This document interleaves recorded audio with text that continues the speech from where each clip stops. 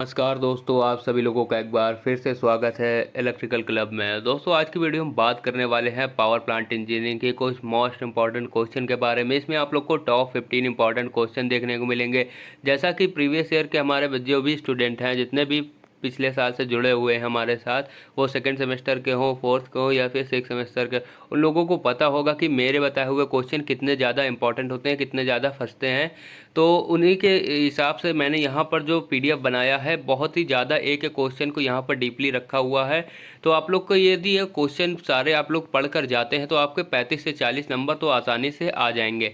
इसके अलावा आप लोग को एग्ज़ाम से एक दिन या 2 दिन पहले आप लोग को 5 क्वेश्चंस के विद आंसर आप लोग को एक वीडियो और देखने को मिलेगी, साथ ही आप लोग को पीडीएफ भी मिल जाएगी। तो उसको यदि आप पढ़ के जाते हैं तो उसमें आप लोग को 25 नंबर तो कन्फर्म है। और ये एक ऐसा सब्जेक्ट है जिसमें सबसे ज़्यादा बैक के आने के चांसेस हैं। इसमें आपके यदि सीनियर से पूछेंगे तो भी वो आप लोग को बताएंगे कि power plant engineering fourth semester का सबसे हार्ड सब्जेक्ट है। इसके अलावा जितने भी हैं ईडीडी ईडीडी फर्स्ट है आप लोग का, टीडीईपी है, ये सारे इजी वे में आते हैं। इनमें बैक लगने के ज़्यादा चांसेस नहीं होते हैं। तो पीपी आप लोग को 100% तैयार करके जाना है और तैयार कराने की गारंटी मेरी है।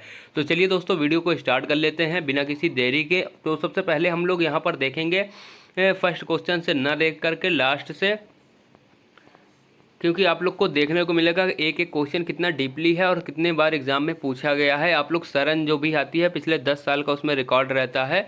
तो बीटी बोर्ड क्या करता है, हर 10 साल के जो मॉडल पेपर रहते हैं उन्हीं क्वेश्चन जो है रिपीट करता रहता है बार बार। तो आप लोग को वही करना है, वही पढ़कर जाना है। सिर्फ क्वेश्चन के आंसर क्वेश्चन यहाँ पर मैं बता रहा हूँ। तो चलिए, फर्स्ट क्वेश्चन क्या है यहाँ पर, टाइडल व माइक्रो टाइडल को समझाइए। तो यहाँ पर टाइडल क्या होता है, ज्वारीय ऊर्जा होती है जो कि समुद्र में ज्वार और भाटा उठते हैं, उसके कारण जो भी हमारी एनर्जी प्रोड्यूस होती है वो होती है हमारी टाइडल। टाइडल या माइक्रो टाइडल दोनों में डिफरेंस क्या है।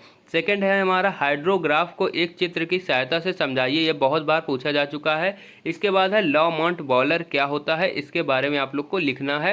ये क्वेश्चन जो है 5-5 नंबर के आते हैं। एक क्वेश्चन जो है 5 नंबर का, 2 आप लोग को करना होता है। यहाँ पर मैंने 15 क्वेश्चन लिए हुए हैं। 15 क्वेश्चन में आप लोगों को केवल क्वेश्चन आंसर शीट में 10 क्वेश्चन के आंसर लिखना होता है। जो एक क्वेश्चन आप लोग का 5 नंबर का होता है तो 50 नंबर का आपका पेपर होता है। तो नेक्स्ट हम देखते हैं यहाँ पर कि निम्नलिखित प्रश्नों में से किन्हीं दो के उत्तर लिखना है। फर्स्ट है हमारा इकोनोमाइजर और एयर प्री हीटर। ये हमारे बहुत ज़्यादा पूछे जाने वाले क्वेश्चन में हैं।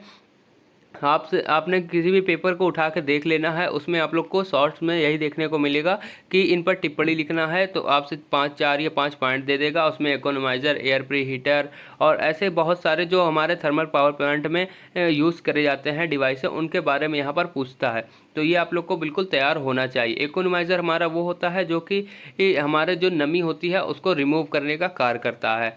इसके बाद है आधार भार स्टेशन और पीक भार स्टेशन। ये बहुत ज़्यादा पूछा जाता है, तो ये भी आप लोगों को पढ़कर जाना है। तो दोस्तों, आप लोग को समझ में आ रहा होगा कितने डीपली क्वेश्चन हैं और ये हमेशा जो है पूछे जाते हैं। तो आप लोग बिल्कुल इनको हल्के में न लें। बिल्कुल ये पीडीएफ यदि आप तैयार करके जाते हैं तो आपके बैग बिल्कुल भी नहीं आएगी, आपके 35 से 40 नंबर आसानी से आ जाएंगे। इसके अलावा आप लोग को बता दूं कि मेरे चैनल को सब्सक्राइब करके बेल आइकन को प्रेस कर लेना है। लिंक आप लोग को डिस्क्रिप्शन पर मिल जाएगी टेलीग्राम और व्हाट्सएप की, वहाँ से ज्वाइन हो जाइए। यदि आपको पीडीएफ चाहिए तो हमें कमेंट भी कर सकते हैं। इसके अलावा आप लोग ज्वाइन हो जाइएगा ताकि आप जितने भी एग्जाम हैं उनके वीडियोस और पीडीएफ आप लोग को मिलती रहे। तो चलिए नेक्स्ट क्वेश्चन देख लेते हैं। इंजन की आईएचपी तथा बीएचपी को विस्तार से समझाइए।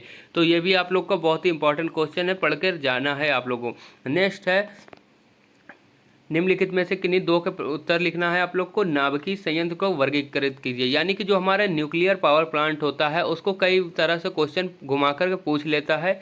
कई बार उसकी कार्य प्रणाली पूछ लेता है, यानी उसकी वर्किंग किस प्रकार से होती है। कई बार उसका क्लासिफिकेशन, जैसे यहाँ पर पूछा है कि क्लासिफिकेशन करना है, तो आप लोग को न्यूक्लियर पावर प्लांट का क्लासिफिकेशन किस प्रकार से करना है। जैसे हमारा यूरेनियम जो है उसको हम लोग तोड़ते हैं, यूरेनियम 235 को, तो वो एक तरह का सीरीज श्रृंखला बन जाती है। उसी को आपको डायग्राम बनाना है, उसी के बारे में आपको क्लासिफाइड कर देना है। नेक्स्ट है, गैस टरबाइन का ओपन व क्लोज सिस्टम को समझाना है।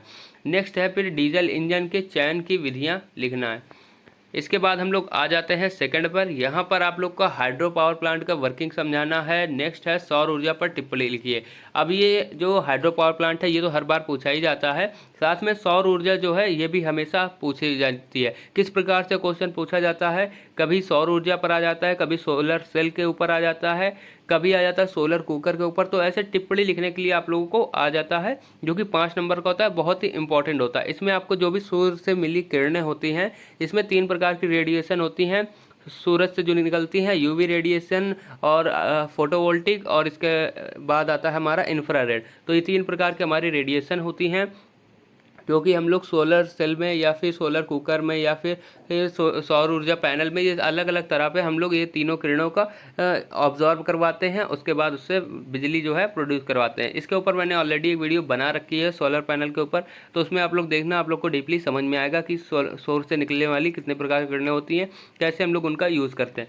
नेक्स्ट है विद्युत उत्पादन के लिए पवन ऊर्जा और ज्वारीय ऊर्जा किस प्रकार उपयोग में लाते हैं। तो आप लोग को पता होना चाहिए कि जो हमारा विंड एनर्जी होती है, यानी कि पवन चक्की, वो, और इसके बाद ज्वारीय ऊर्जा जो समुद्र में उड़ती है, तो उससे हम लोग किस प्रकार से बिजली का उत्पादन करते हैं। पवन ऊर्जा आप लोगों को पता होगा, जो भी हमारी विंड एनर्जी होती है, हवा चलती है तो हमारे जो टरबाइन लगी होती है, बड़े बड़े फैन लगे होते हैं, आप लोग ने देखा होगा रेगिस्तानी एरिया में, तो उससे हमारी क्या होती है, एक तरह से मैकेनिकल एनर्जी को इलेक्ट्रिकल एनर्जी में परिवर्तन का काम करती है। ठीक उसी प्रकार ज्वारीय ऊर्जा समुद्र में भी हम लोग टरबाइन लगा देते हैं, जिसके बाद हमारी जो जल की ऊर्जा होती है, यानी कि गतिज ऊर्जा, उसको पहले हम लोग मैकेनिकल में, यानी कि टरबाइन के थ्रू मैकेनिकल में कन्वर्ट करते हैं, फिर जनरेटर के थ्रू इलेक्ट्रिकल में कन्वर्ट करते हैं। तो यही आप लोग को प्रोसेस सेम लिखना है।